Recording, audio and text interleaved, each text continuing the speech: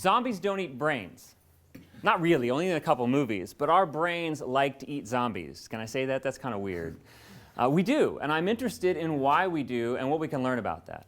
This gray line, gray matter line, is all the zombie movies ever made, graphed out in terms of number. The high point there in around 2008 is about 30 zombie movies a year. So that's a lot. We're kind of at the sort of peak of zombie movies. We're sort of tailing out of the zombie outbreak. And I'm interested in what that means. What can we learn from these movies? What can we learn from what they are and what they have? What do we love? What do we fear? What do we hate? And I'm interested in what we can learn from popular culture about ourselves. And today I want to talk about zombie movies. And I can learn a lot about zombies, and you can learn a lot about zombies, but in about 5 minutes we're going to talk about one thing. We're going to talk about where zombies come from in these movies. And if you look at this line, there are certain times in which the zombies are caused by events in the film. Sometimes they're not. In 1957, in The Zombies of Moratow, the zombies for the very first time show up with no cause at all. But sometimes they have a cause, and when that cause happens, it means something. And this purple line are the number of these zombie films that had a cause and of a particular kind. The first one, you could probably guess what it is. It's voodoo. A book is published. People think about voodoo for the first time in the United States, and the voodoo zombie becomes something that's part of the monster movie cycle of the 1930s. But if you look at that purple line, it stops connecting with the gray line. It stops mattering. And so for a period of time, you have the voodoo zombie. But the voodoo zombie largely goes away. After World War II, we are afraid of other things. We have another set of fears that takes over the percentage of zombie movies. If you look at 1952, this green line begins to be almost every zombie movie. So what are we afraid of in 1952 that we weren't afraid of in 1932? Aliens. Absolutely aliens. In 1952 in July, there were more than 100 UFO sightings in Washington, D.C., including alleged video of UFOs flying over the White House. So people are petrified of aliens. And of course, the zombies of the 50s are created by aliens. And so here we have zombies shifting from voodoo, something that we understand or we think we know, to all of a sudden them becoming this metaphor for some other thing that we're afraid of that we can't quite understand and can't talk about in polite society. So we see the films becoming something else. What else do they become? As you can see, the alien zombies no longer matter to us after about 1960. So what are we afraid of in our zombie movies in the 60s? Well, this teal line explains some of those things for us. And as you can see, it repeats over and over again that these things that we're afraid of starting in the 1960s, we're afraid of again in the 70s and again in the late 80s. So what's bothering us? This is the atomic blast in Nagasaki, beginning the Cold War, beginning the fear of nuclear destruction, which we process in a variety of other films in the 50s, starting with Godzilla and moving on to a series of other atomic monster movies that reigned in the cinemas in the 1950s. Our fear of nuclear weapons, while the zombie movies were about aliens, were processed with these giant monsters. Of course, things change. And by the 1960s, these nuclear monsters become lovable heroes who have to use their nuclear superpowers to experience teen angst and save the world.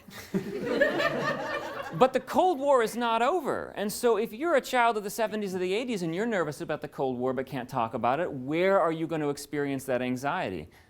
Because there are nuclear tests, 100 of them in the 1950s alone from the United States, and you're ducking and covering under your desks, hoping that will save you from nuclear blasts. So where does that fear show up? It shows up in nuclear zombie movies, but that's not all. There's a series of other things that we're afraid of in the middle part of this century, including thalidomide with the feet. We're talking about the beginning of the organic farming movement in the 70s as people are afraid of pesticides in your food, toxic waste spills, environmental disasters. All of these things you would think would be separate, but that blue line says otherwise. We don't have nuclear zombies and chemical zombies. For most of these movies, they're nuclear and chemical zombies, which means that as a culture, we've decided there's something called science, and we're afraid of it, and it makes zombies. Of course, if you look closely at that middle section of science, there's this like vampire fang looking thing that shows that the science zombie is not the only explanation.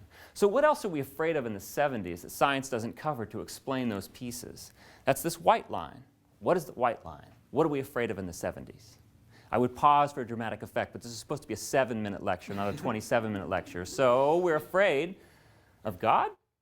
Vatican II in 1966 changes the nature of Catholicism. You have Time magazine with God is Dead and the rise of sort of consciousness of American atheism. You've got a variety of these movies about having sex with Satan and Satan babies and possession with Satan, and Charles Manson is allegedly the Antichrist murdering people in the Hollywood Hills.